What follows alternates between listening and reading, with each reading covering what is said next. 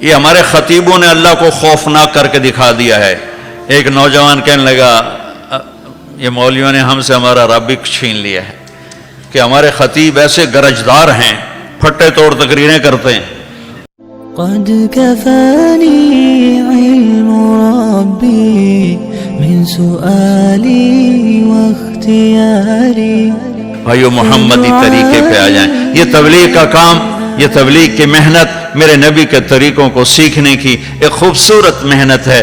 فرقہ واریت سے پاک ہے، نفرت سے پاک ہے، غصے لڑائی جھگڑے سے پاک ہے۔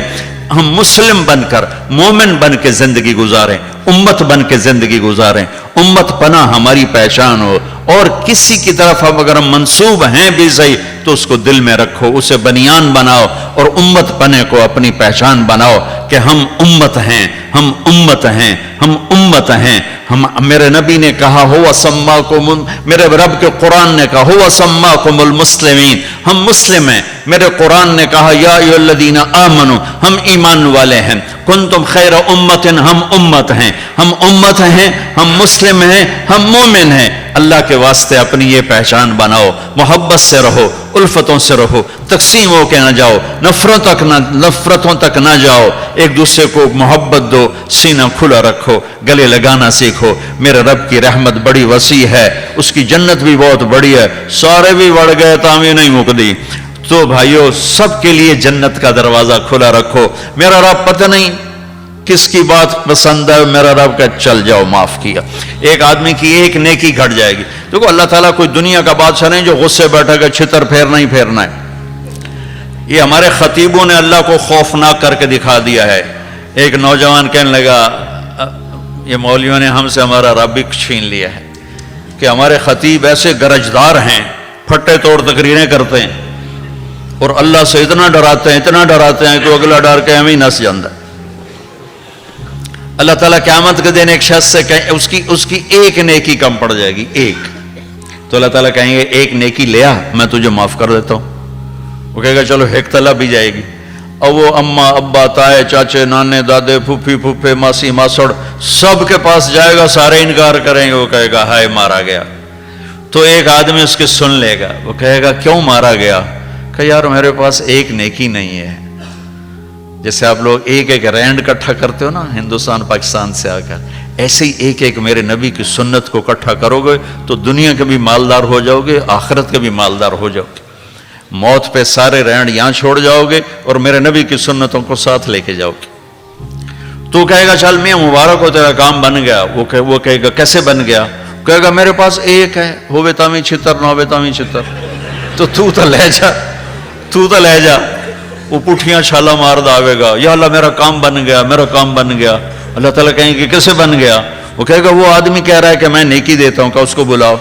اللہ تعالیٰ اس کو بھی بلا لیں گے، فرمائیں گے تم اس کو نیکی دیتے ہو؟ کہ جی میں دیتا ہوں۔ کیوں دیتے ہو؟ آج تو ماں نہیں دیتی۔ کہے گا یا اللہ میرے کھاتے میں صرف ایک ہے، اس کا ہونا نہ ہونا میرے لیے تو سزا ہی سزا ہے، تو میں نے سوچا تیرے بندے کا بھلا ہو جائے۔ سبحان اللہ۔ میرا اللہ فرمائے گا تو مجھ سے بڑا سخی بننا چاہتا ہے؟ آج کے دن مجھ سے بڑا سخی کوئی نہیں، جا تیری سخاوت پر تجھے بھی جنت اور اس کو بھی جنت۔ ایسے کریم رب کو کیوں ایسا دکھاتے ہیں کہ میرے تو سوا جنت کہیں جامنا ہی کوئی نہیں؟ بہت بڑی جنت ہے میرے رب کی۔ امت بن کے رہیں، محبت سے رہیں۔ تبلیغ اس کو سیکھنے کی خوبصورت محنت ہے، اس کے لیے ارادے کرنا، اس کے لیے نکلنا۔ آپ اس کے کم از کم ارادے تو سارے بھائی فرما لینا، نیت کرتے نا 4 مہینے کی انشاءاللہ۔ اور آپ بہت بڑا مجمع ہو، میں تو چھوٹا سا تبلیغی ہوں، تو میں صرف چھوٹی چھوٹی تشکیلوں پہ زور دیتا ہوں کہ آپ ہر مہینے 3 دن لگا لیا کریں اللہ کے راستے میں۔ اگر آپ پابندی سے جاتے رہے 3 دن، کبھی ناغا ہو جائے کوئی بات نہیں، اور فرض نماز نہ چھوٹے۔ آپ بہت بڑا مجمع آئے ہو، یقیناً سارے تو 5 وقت کے نمازی نہیں ہوں گے، تو نماز نہ چھوٹے کہ نماز ایک ایسا فریضہ ہے جس میں کوئی گنجائش نہیں۔ روزہ بیمار ہو ٹھیک ہے چھوڑ دو، بعد میں رکھ لینا۔ مسافر ہو کوئی نہیں، بعد میں رکھ لینا۔ زکوٰۃ آج فرض ہوئی ہے کوئی بات نہیں، کل دے دینا، پرسوں دے دینا، اگلے مہینے، اس سے اگلے مہینے، 12 مہینے میں جب مرضی زکوٰۃ دینا۔ حج فرض ہو گیا جی، ہو گیا، چلو اس سال کر لو، اگلے سال کر لو، مرنے سے پہلے تک کر لو، ٹھیک ہے۔ نماز فرض ہو گئی ابھی پڑھنی ہوگی، نماز فرض ہو گئی ابھی پڑھنی ہوگی، ٹائم داخل ہو گیا، بس 1 گھنٹہ ہے، 2 گھنٹے ہیں، 3 گھنٹے ہیں، 4 گھنٹے، اس کے اندر اسے پڑھنا ہے، اسے قضا نہیں کر سکتے۔ 14 صدی میں اگر کہیں نماز قضا کرنے کا عذر بنتا ہے تو کربلا میں میرے نبی کے نواسے کا عذر بنتا ہے کہ نہ ایسا ظلم کوئی دنیا دیکھے گی، نہ ایسے ظالم کبھی آئیں گے، نہ ایسے مظلوم کبھی آئیں گے، نہ ایسا پاکیزہ خون کبھی بہے گا۔ جو ہی سورج ڈھلا اور میرے نبی کے نواسے کی نظر پڑی تو آپ نے زہیر، آپ کے ایک سردار تھے جان نثار ساتھی، ان کو اشارہ کر کے بلا کے فرمایا شمر سے کہو نماز پڑھنے دے۔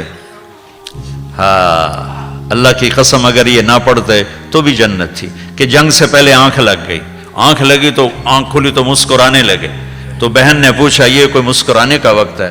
فرمایا اللہ کے نبی خواب میں آئے ہیں، فرما رہے ہیں بیٹا میں لینے کے لیے آ چکا ہوں۔ تو اب اگر یہ نہ پڑھتے تو ان کو کوئی فرق نہیں تھا، ہمارے لیے پیغام ادھورا ہوتا، اور میرے نبی کے گھر نے یہ پیغام دینا تھا کہ زیر خنجر بھی یہ پیغام سنایا، ہم تلواروں کی دھار کے نیچے سجدے کر کے دکھایا، بہتے خون میں سجدے کر کے دکھایا، تڑپتے جسموں کے ساتھ سجدے کر کے دکھائے، زخمی بدن کے ساتھ سجدہ کر کے دکھایا، تو تمہیں کیپ ٹاؤن جیسے خوبصورت شہر میں نماز سے کیا چیز روکتی؟ تو زہیر نے شمر سے کہا کہ تھوڑی دیر کے لیے جنگ روکو، نماز پڑھنی ہے۔ وہ کہنے لگا ہماری تلواریں نہیں رکیں گی۔ تو امام علی مقام نے فرمایا ہم نماز نہیں چھوڑیں گے، ادھر آ ستمگر ہنر آزمائیں، تو تیر آزما ہم جگر آزمائیں۔ کہ آدھے نماز پڑھو آدھے جنگ کرو، آدھوں نے جنگ کی آدھوں نے نماز پڑھی، پھر جنہوں نے نماز پڑھی تھی ان سے کہا تم جنگ کرو، جو جنگ کر رہے تھے ان سے کہا تم نماز پڑھو، سب کو نماز پڑھوائی، اور عصر سے پہلے سب کے سر کٹ کے نیزوں پہ چڑھ گئے تھے۔ تو میں ہاتھ جوڑتا ہوں، امت محمد بیٹھے ہو، نماز اس سے زیادہ کوئی سنگین واقعہ تاریخ اسلام میں کوئی نہیں، اور نماز چھوڑنے کی گنجائش موجود ہوتی تو حسین چھوڑتے، نہیں چھوڑی، سجدوں میں سر دیا، نسل کٹوائی، اور ہمیں پیغام دیا کہ جہاں بھی ہو نماز نہ چھوڑ۔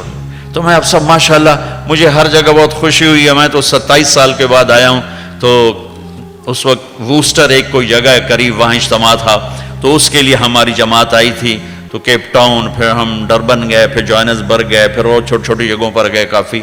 تو اس وقت جو اجتماع ہوا تھا ووسٹر کا، پورے اس علاقے کا اجتماع، اور اتنے آدمی نہیں تھے، 500 سے زیادہ آدمی نہیں تھے، آج 5000 بیٹھے مجھے نظر آ رہے ہیں، یہ سب میرے رب کی کرم نوازی ہے۔ اور دوسری خوشی مجھے یہ ہو رہی کہ سب مجھے نوجوان نظر آ رہے ہیں، سب نوجوان نظر آ رہے ہیں، اور میں اللہ کا شکر گزار ہوں کہ یہ سب میرے محبوب کی امت آئی ہوئی ہے۔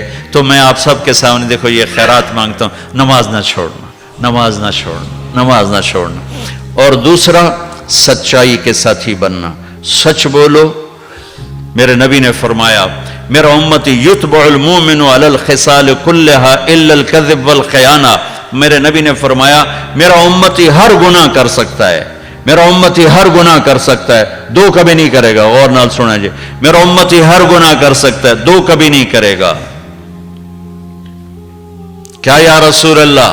فرمایا ایک جھوٹ کبھی نہیں بولے گا، ایک دھوکہ کبھی نہیں دے گا، ایک جھوٹ کبھی نہیں بولے گا، ایک دھوکہ کبھی نہیں دے گا۔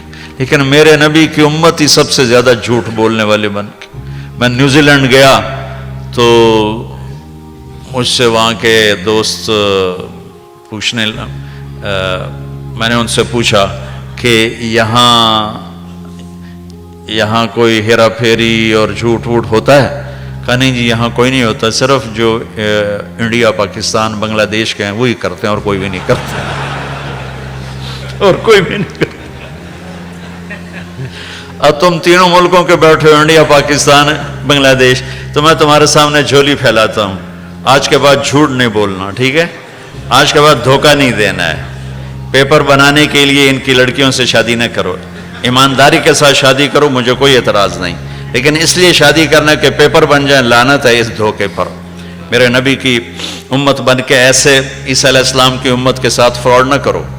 انڈیا پر جب انگریز کی حکومت تھی تو دلی میں ایک جیب کترا تھا پک پکڑ والا، اس کا چیلا، اس کا ایک شاگرد رات شام کو 2 روپے لے کر آئے، تو اس نے اس کی پٹائی کی کہ آج صرف 2 روپے لائے ہو، انہوں نے کہا عستاد آج بہت بڑا مال کمایا تھا، ایک انگریز کی جیب کاٹی تھی، اس میں بہت پیسے تھے، 4 قدم چلا تو مجھے خیال آیا اگر قیامت کے دن عیسیٰ علیہ السلام نے میرے نبی کو گلہ دے دیا کہ آپ کے امتی نے میرے امتی کی جیب کاٹی تھی تو میرے نبی کو شرمندہ ہونا پڑے گا، تو میں نے جا کر اس کو وہ واپس کر دی اور 2 روپے اپنے دے کھسکا کے لے آیا۔